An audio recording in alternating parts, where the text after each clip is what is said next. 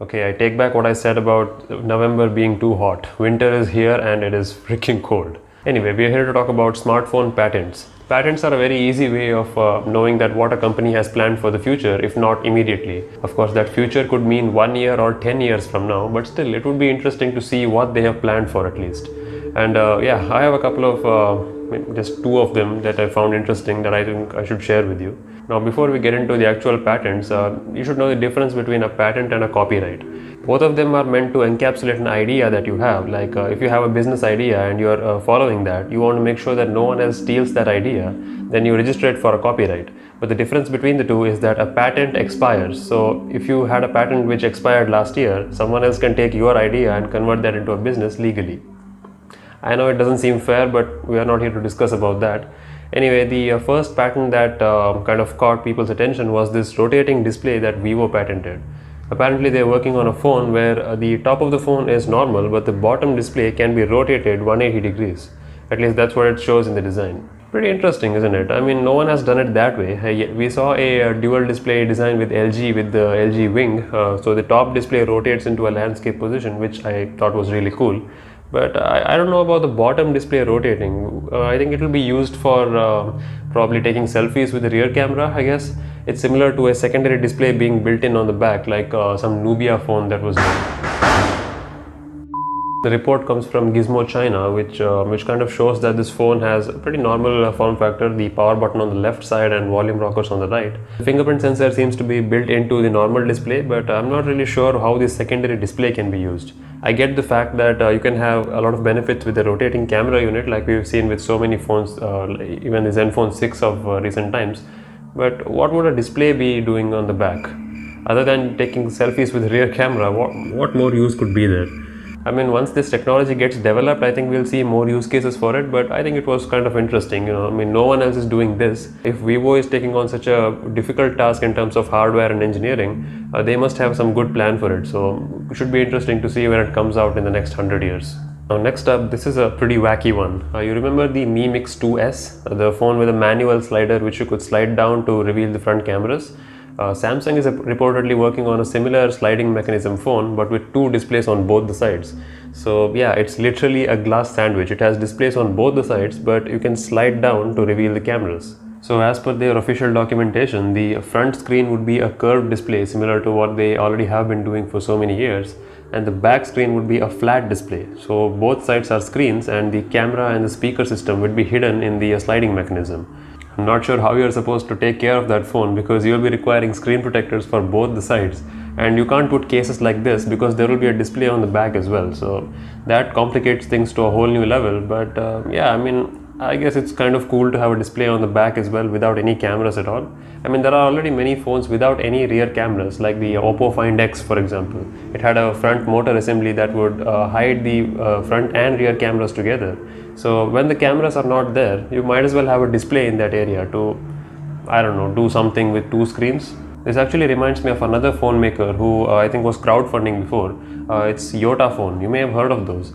They had a normal display on the front, but on the back they had an e-ink panel, meaning that it's a panel similar to what you find on your Amazon Kindle.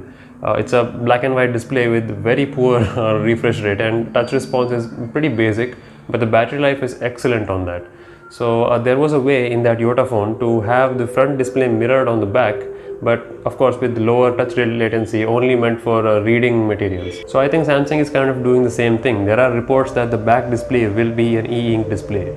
E-ink panels, they don't consume a lot of battery life at all, and even if you keep them on continuously, they don't have any issues like the AMOLED burn-in. So you may already know this, AMOLED displays have an issue of screen burn-in, meaning that if an image is kept static for a long period of time, even if you turn off the display, you can still see that image because the pixels themselves have gotten hot and they have burnt. So that's a common issue with AMOLED panels. In fact, Samsung's own phones had the issue where the home buttons cutout would be permanently marked, especially with the Note series phones where the home button was removed back in the day. So I think Samsung is trying to avoid that maybe with having an e-ink display, but I'm not really sure how many of them would would think that it's a good idea, because most of Samsung's customers are people like us who like their features and like their colorful displays. None of us are really readers that much. I think more of us are the camera enthusiasts. So the sliding camera mechanism would be pretty cool, but I'm not so sure if the e-ink display would be of any use there, because the refresh is very slow. So you can't really use it to record videos. I'm not sure what's the approach here. But hey, it's just a patent. The product is not finalized, so the software and everything has not been built for it. Let's see what they do. I mean, I have faith in Samsung with the latest Galaxy Fold 2. I mean, the Galaxy Z Fold 2. They have done pretty amazing stuff. So yeah, they are pretty much the go-to company now to innovate on displays. So let's see what they come up with. Perhaps the most absolute bonkers one is this from Xiaomi.